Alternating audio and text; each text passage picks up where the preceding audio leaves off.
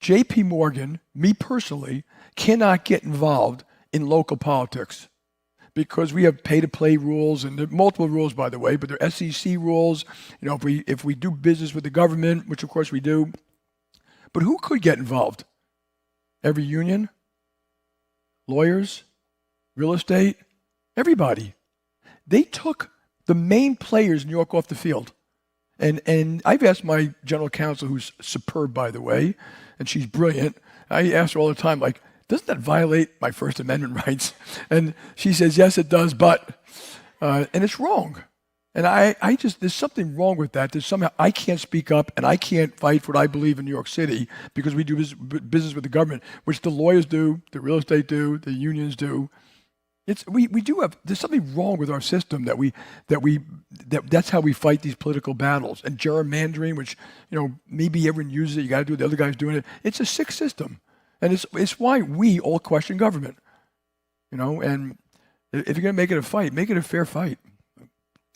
All right, you want to switch topics? I'll let you off. But by the way, if he becomes mayor, I will call him and offer my help.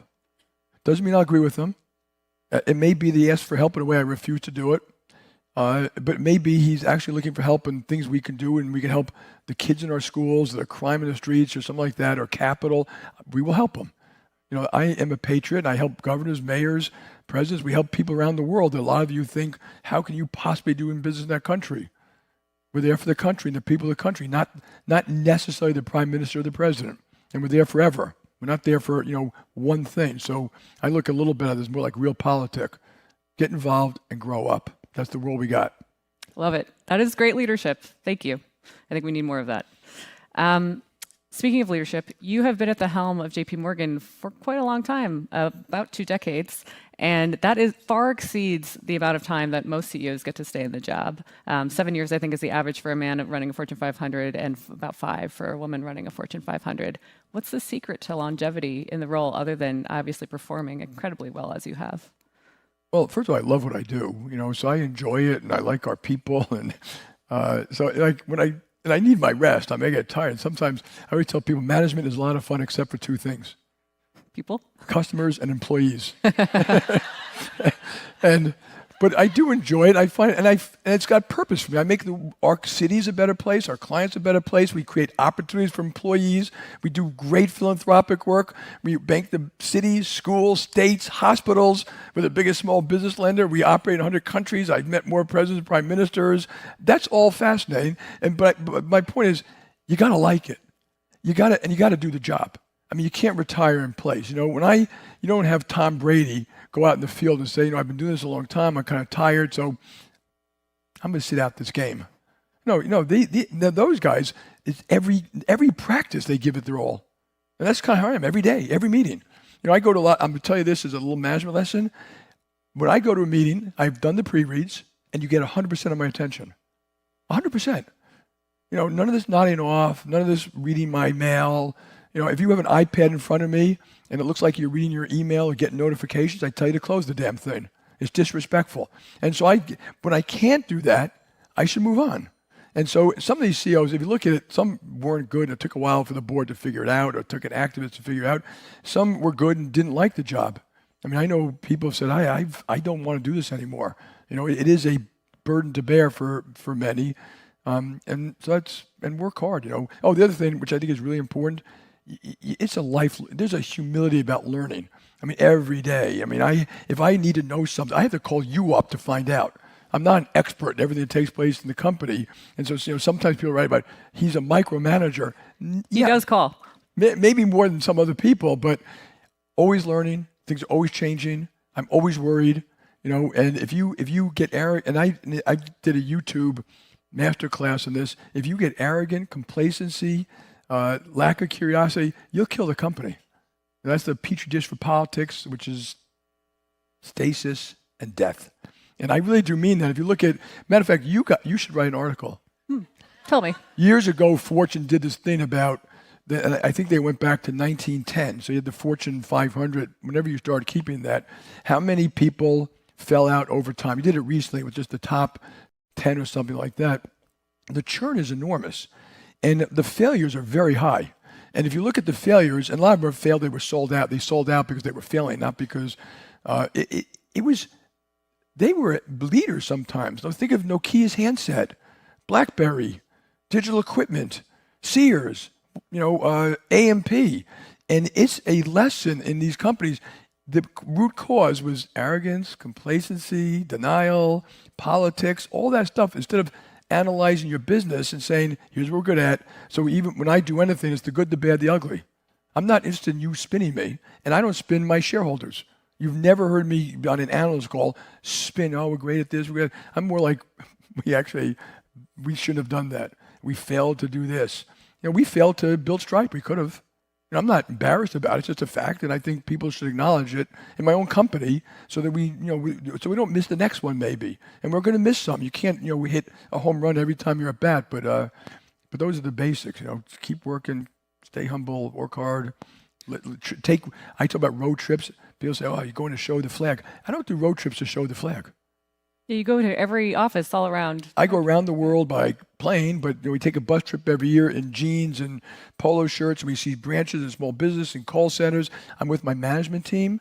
We've had some press on the thing, watching us in action. On the bus, we have tellers and loan officers, and we give them beer and immunity. Beer and immunity. Tell us what's going on. Great management and tip. then we fix it. Yeah.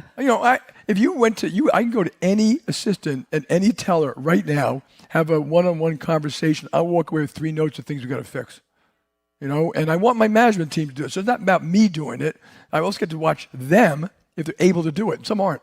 They just don't like being lectured to by subordinates about what they're doing wrong.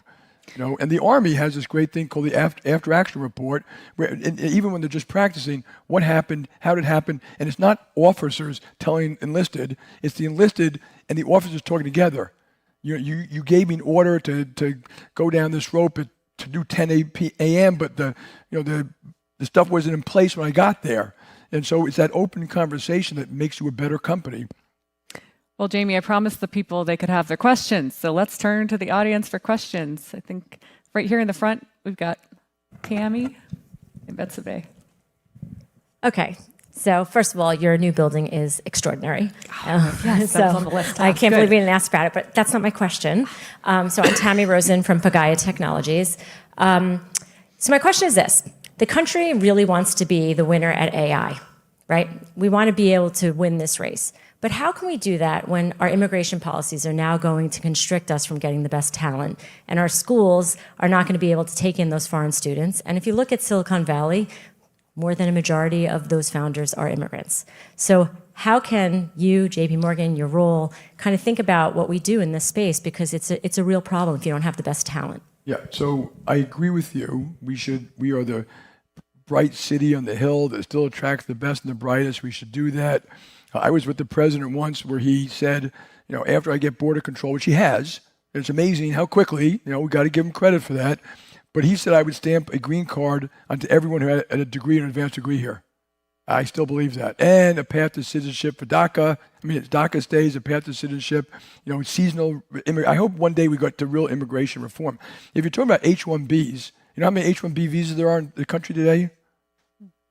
600,000. And 160 million people work.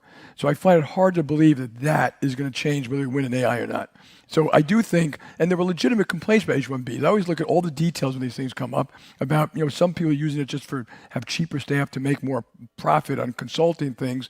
And some people will pay the price to bring in the talent they need. So I think people will sort it out somehow. It won't be devastating.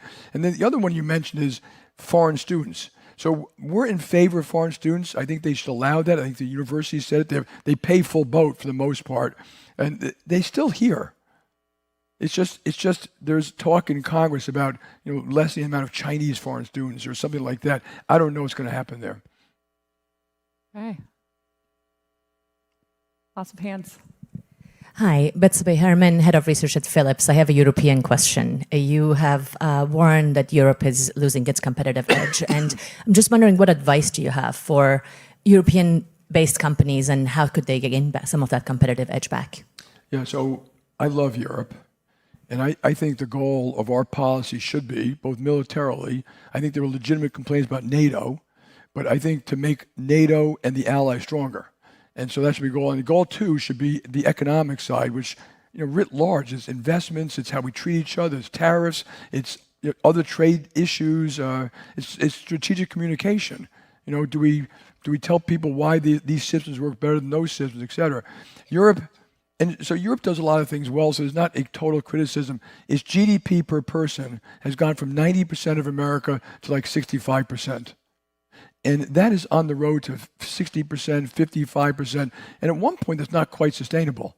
And so my view, and the Draghi wrote a report, there are 300 recommendations there. I would take all of them.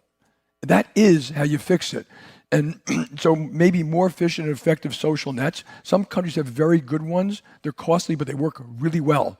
Other ones have ones that don't work really well. There's bad policies, all over the place around hiring and training, and you have the same regulations. You need a common market. Like one of the big advantages for JP Morgan Chase, we have a huge home market, and there they have fragmented markets. And it's not just banking. It's true for telecom. It's true for some of your equipment you make. It's true so to create a real common market.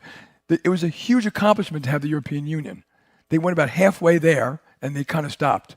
And then people got very upset, somewhat legitimately, because Brussels was this bureaucratic power that was imposing upon countries certain things they didn't like, i.e., which is led to Brexit. I don't think it was a good thing to do, but we got to recognize that. What does the European Union do, and what's left to the states? And they shouldn't be lecturing you about all your different policies in every different country. So capital markets union, pro-business, pro-growth, permitting regulation, deregulation, not worse regulation, smart regulation that reduces the extraordinary burden that it has there, and drive innovation. They have, by the way, one piece of good news, they recognize it. So I look at Macron, Merz, Starmer, Maloney, they all know it. They're all talking about it. I think they all mean it. They're talking to each other, both about strengthening NATO and about strengthening the economy. It's going to be hard. And I think we all need to put some elbow grease into why these, and we also have to tell people, pro-growth policies, they may be good for big business and business. They are very good for the citizens of a country. And we've missed teaching people that lesson. And then we should also acknowledge, like in the United States of America, the bottom 20% have been left behind. Their incomes, haven't gone up for 25 years. They're dying 7 years younger. Their schools suck. They go back to crime-ridden neighborhoods, and then they get lectured to by the elite. And when they see some of the things government does, like EV credits, which may make you all feel good, they don't benefit from EV credits. Defunding the police hurt them. Their schools aren't good.